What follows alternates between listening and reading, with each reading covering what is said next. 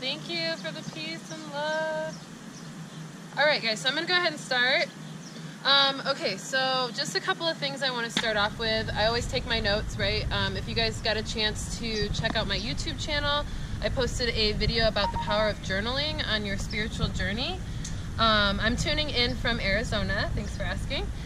So it is pretty early in the day still, so not a ton of nighttime action yet, but it will be sometime soon. I'm trying to prop this up a little bit better. So anyway, so I wanted to talk a little bit about the moon and what I've been experiencing, and really about the power of journaling. I have a journal that I use just for these readings, so I get a ton of messages. I'll scoot up. I get a ton of messages throughout the week of the moon, and Spirit just likes to come and tell me like what is going on with everybody energetically. And so I always write notes down as I get those so that I don't leave them out when I talk to you guys. So I'm going to just go over a couple of things real quick from what I was getting from the moon just before today. And then I'll go over the signs, because I know you guys wanted me to do that last time. So I will go over the different signs by their element and how their energy is for that as well this moon. So the first thing about this moon, it's a strawberry moon. They call it the strawberry moon because the strawberries are always ripe for harvest right around this time in June. A lot of other different reasons why they call it that, and they call it a bunch of different things, but that's just a kind of a fun fact. The strawberry moon is the June moon, full moon. It's the rose moon in Europe, so that's cool too. I like that name because I love rose.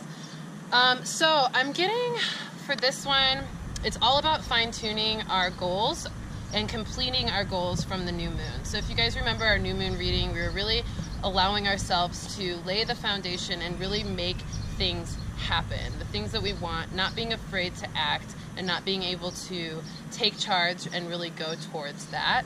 Go back to your journals, go back to the times when you were doing your new moon ritual from a couple weeks ago, and go over the goals that you set for yourself then, because right now we are in the best time to actually fine-tune what we haven't done yet and really allow ourselves to complete that goal, to recheck ourselves on if we're fearful or if anything is holding us back because of fear.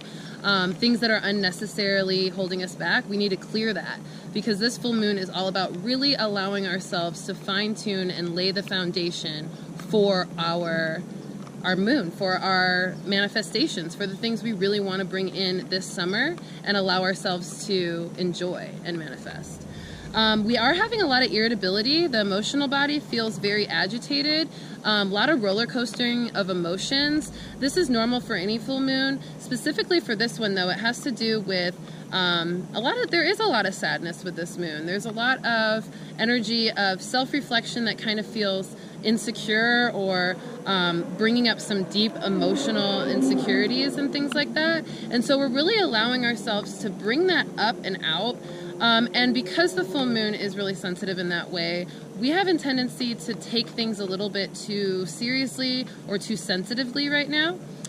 So when these full moons are that intense, it's really important to remind yourself that, first of all, it's the full moon energy, right? Because we're doing these like imbalancing of energy. We're releasing a lot of energy for the full moon, but also that it's okay to feel these things, and we have to forgive ourselves for any insecurities we have or anything that we're down on ourselves for, anything that we don't feel like we're doing well enough. We have to give ourselves a break because we're only human, and if we keep holding ourselves back with insecurities or fear, we're not going to be able to fine-tune those foundations we laid for the new moon. We're going to allow those things to hold us back from actually manifesting and creating and completing the things that we said we were going to complete with this moon.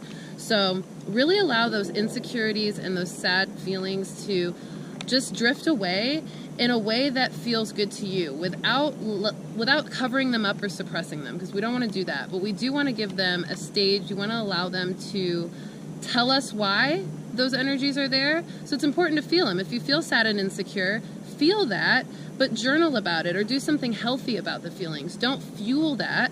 Don't continue to give those feelings a voice. Instead, really reflect on them, understand where they're coming from. Man, I've been insecure since I was 6 when this really bad thing happened to me. And like, understand that that can be cleared, instead of just continually fueling that insecurity and belittling yourself. So really try to help with that. Don't get too bogged up on just being mean to yourself. It's not right. You know, we need to take accountability for what we say to ourselves and make sure, is this something we would actually say to somebody else? Because if it's not, we shouldn't be saying it to ourselves. Okay, so I'm going to get into these signs. I hope that answered everything for that. Oh, I'm glad that M. Rojas just talked about her body. I know you're talking about body images, but also the physical body. If you guys have been feeling weird aches and pains during this full moon, that's been very common this moon. It kind of goes into the last full moon. That was pretty common last full moon too. But the aches and pains physically also can be representations of certain emotions that we're carrying, and those actually can be pockets of emotion that have developed into a physiological pain or irritation. So a lot of back pain, a lot of aches and joint pain can be this way. Headaches also, people who get anxious usually get anxiety headaches or tension headaches around the full moon, and that can be due to all of the energies that you're feeling that are trying to come out. The full moon's trying to push these out to the surface and let them out. So know that stretching, if you have joint pain, stretching is amazing for this. If you breathe really deeply in a meditative stretch, you can release those energies and those aches with your breath. So looking at breath work for that, but really just breathing into the muscles or tensions that you feel and imagining that breath getting into those muscles and tensions and releasing so that you don't have to have that anymore. So those things happen a lot. I'm just reading this.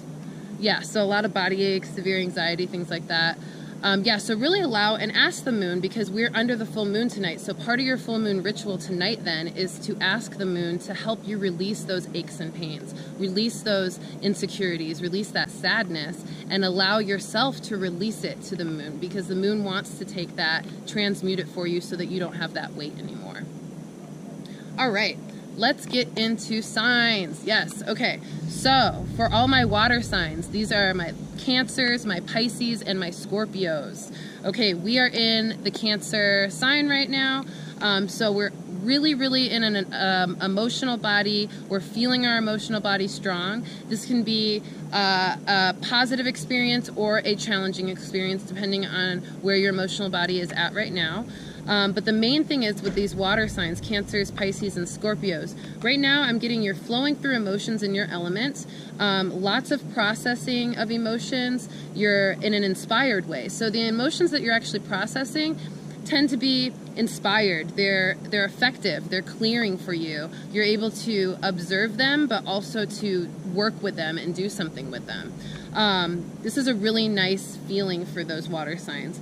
Also, little to no blocks in flow. I'm feeling that you guys are flowing really easy through this moon because it's a Cancer moon, because it's in your element. The moon isn't actually in Cancer, it's in Sagittarius, but because we're in that Cancer sign, we're having a lot of energy for that body to support that emotional body and help it process well.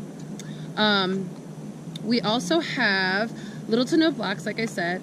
If you do have blocks, it does feel like they're going to be quickly removed, kind of like in a dam or a river when you have a dam, like a little log to block the way. If you see that, you'll be able to see the blocks in your emotional body really easily and clear that really well. And this is for Cancers, Pisces, and Scorpios. I'm still on that sign.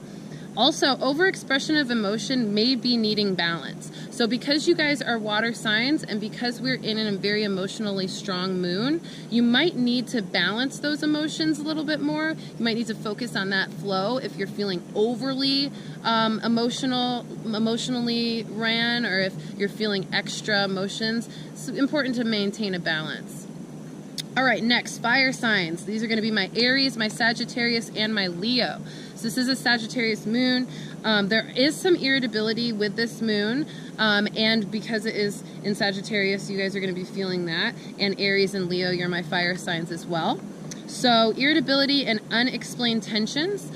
So those fire signs, you guys, you're having some things coming up with your relationships, with your energy that is unexpected. You don't expect to be put in a bad mood, but something like just irks you and you can't really put your finger on it and you're like stuck in that energy. So what I wrote for this one is, they're more challenging, but they are motivating you guys to make changes that are necessary and to really complete things that are no longer serving you and to help you release those emotions too. So you can use that tension and that irritability to actually show you where your triggers are, right? Because if you're feeling irritable and tense, you're being triggered by something. So you can use that energy and figure out, okay, what is this that's making me feel this way? I didn't expect for this to irk me so much. Something in here is triggering me. What is it? And then you can figure out, oh, that triggers me into this feeling. Why? Maybe it's because I've always thought this thing about this feeling. Maybe I get triggered by somebody telling me, you know, oh, I think you could do a little bit better on this part, right? Some constructive criticism. And maybe I'm triggered and I get really defensive, right? And I feel really irritable. Well, that trigger means that I actually should maybe address that. Like, why am I so sensitive to somebody giving me constructive criticism? Maybe I need that constructive criticism to make me expand and to grow. Maybe that person knows more than me and I have a problem with my pride and suppressing that and letting somebody tell me what I need to be doing better, right? So lots of things like that can help you process your emotions better. Instead of just focus on the irritability and be upset with it, you can actually use it as a tool. All right, next one, air signs, Geminis. These are the Geminis, the Aquarius, and the Libras, all my air signs. I'm a Gemini, so I love my air signs. So we are having a lot of dreams. Our dreams are in flow and much inspiration is available to us, yet the tide of it ebbs and flows. So we're kind of like in a weird watery energy with our dreams and our airy inspirations. We're feeling it kind of roller coaster. We'll feel really creative and inspired one day, and then we'll sink down and feel like very upset and irritated the next. So it can be really like up and down, and we're having to ride this wave of inspiration and creation. And so it's important for us during this time to really allow ourselves to be encouraged and to be balanced. And even though our inspiration is a little unpredictable, we can still use it when it's at its peak, and to notice those dips and those peaks and valleys, and to really take advantage of the peaks. And when we're not feeling that inspired, it's time for us to rest and not beat ourselves up for not feeling creative. So really allow ourselves to accept the duality, especially as Geminis, accepting that duality sensation and allowing it to just be a part of us and to not feel upset or insecure about it, because we don't want to go back into those sad, insecure feelings. We want to release all those, right?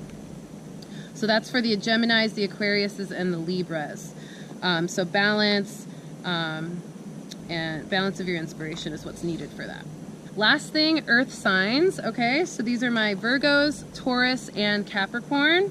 So you guys are being nourished right now with this moon. A lot of you guys, I'm picking up, are feeling like you've just, you know, been really satiated with a lot of things. Like you've gotten a lot of satisfaction from some recent successes or just some recent nourishments to your soul. Maybe you're more focused right now on nourishing your soul because you're needing and feeling that energy. So you guys are really, really, really doing that and enjoying that earthiness and abundance of that nourishment. You're also having ideas grow, and you're planting a lot of seeds. So right now you're not only planting the seeds, but you're watering a lot of seeds. So the things that you know that you've already put into play, you're having a good intuition on exactly what it is that is helping nourish those dreams and what it is that's really allowing them to grow, and you're doing that well. So keep recognizing that and keep watering your seeds. Also, make sure you have patience on the manifestation of your vision.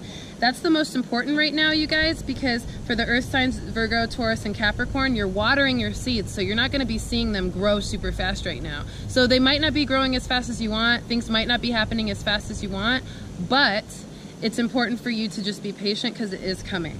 I did already do the water signs, guys, just so you know, the Cancer, Pisces, and Scorpio, I already did that, so if you're asking, I already did, but I can go over again after this.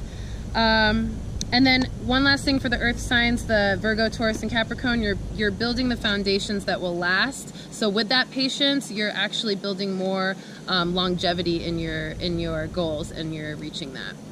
So patience is a huge focus. Releasing your emotions is a huge focus. Fearlessness in releasing those emotions, another huge focus for everybody. And then also balance in general of the emotional body, huge focus for everybody, because we are feeling irritable, because we are feeling a little insecure with this moon. Super important to be extra careful and self-loving on what you're telling yourself, and not really letting yourself be your enemy. You want to be your friend in all moments. Be your best friend you can be in your head. Don't let yourself start being your enemy when you are in here. It's so easy to do because nobody hears what we say when we're in here.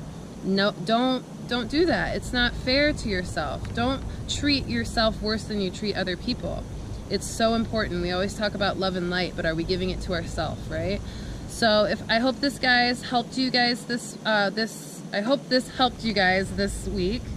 I talk so fast towards the end, I start to lose it. But I hope it helped. I love you guys. I'm really happy to be here with you guys and constantly connecting every couple of weeks. And I hope to continue this loving relationship with you guys and building this tribe. If you have any questions at all, please don't hesitate to message me. I am recording this on my GoPro. It's probably gonna look like crap, just so you know, because I haven't been looking at this camera the whole time. It's been like over here.